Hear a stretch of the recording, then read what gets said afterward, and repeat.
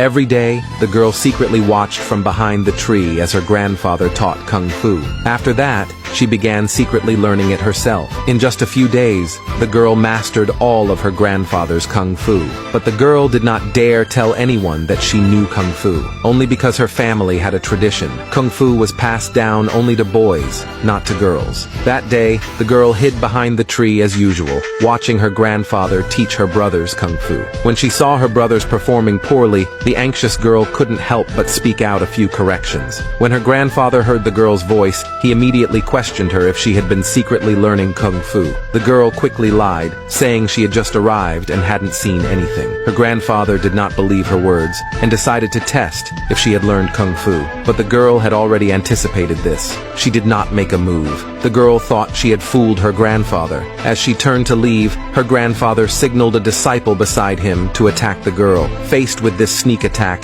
the girl's instinctive reaction betrayed her. Not only did she easily defuse the attack, but she also engaged in a fierce fight with her grandfather's disciple. The girl worried she would upset her grandfather, so she deliberately pretended to lose at the last moment. But her grandfather did not let the girl go. He believed that even if the girl had secretly learned just one move, it was still a violation of family rules. She had to be punished by the family law, and so the girl was brought into the family's ancestral hall. When the girl's father heard about it, he rushed over immediately. He pleaded for his daughter, saying, "My daughter has no martial arts foundation at all. Even if she peaked, she still wouldn't be able to learn it." But the girl's grandfather, as the clan leader, paid no attention to the man's plea. He insisted on handling it according to family rules. If a woman secretly learned the family's Kung Fu, she would be crippled, and from then on, expelled from the family. Hearing that the punishment in the family rules was so severe, the girl's father immediately knelt on the ground to beg the clan leader for mercy.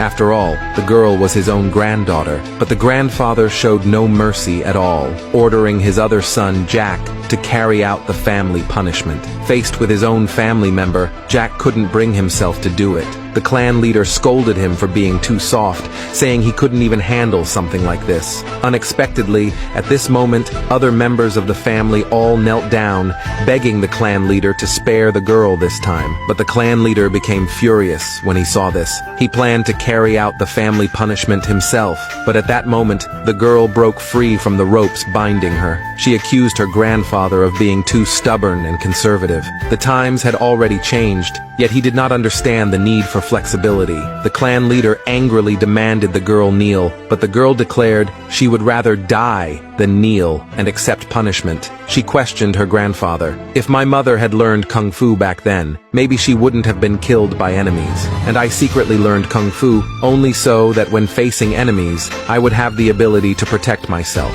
But the clan leader said that no matter who it was, they must obey the rules. Seeing her grandfather so ruthless, the girl decided to resist. The clan leader immediately ordered the girl's brothers to restrain her, but the girl easily broke free from their hold. Seeing the girl's strength, the clan leader immediately told his son Jack to step in and discipline her. The girl also took a fighting stance, ready to face her uncle properly. Just as this great battle was about to erupt, suddenly, two people barged into the ancestral hall. It turned out they were William and Smith, who had already been expelled from the family. This time, they had returned for revenge. Smith arrogantly declared that he had come today to kill everyone here. Seeing Smith show such disrespect toward the elders, one of the disciples struck out at Smith. But he was no match for Smith at all. In just a few moves, he was knocked to the ground.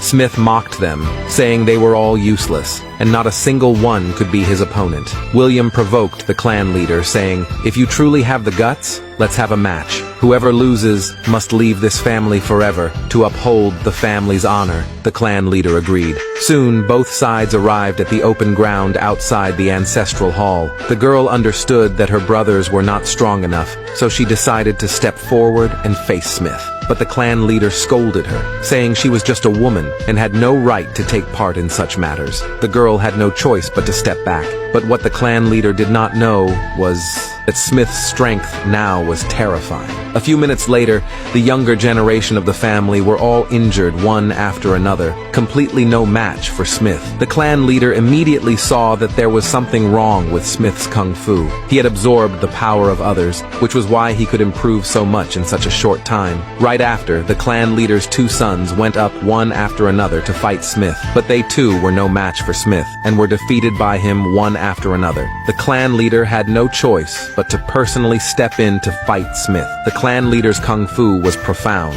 and Smith was clearly struggling when fighting him, but his age was too great, and as time went on, he fell into disadvantage. A few minutes later, the clan leader was sent flying by Smith. The girl and her father hurried over to help the clan leader up, but the clan leader urged them to leave quickly, as he did not want to see more family members get hurt. Only then did the girl understand her grandfather's true intentions. It turned out he forbade her to join only because he worried about her. Facing Smith's provocation, the clan leader stood up once more, but he no longer had the ability to resist and could only endure Smith's attacks. The girl could not bear to watch this scene. Just as she was about to act, the clan leader stopped her. He declared that the girl had already been expelled from the family, and from then on had no relation to them anymore. The girl understood the helplessness behind her grandfather's words. She hesitated again, but when she saw her grandfather about to be killed, the girl finally made her move.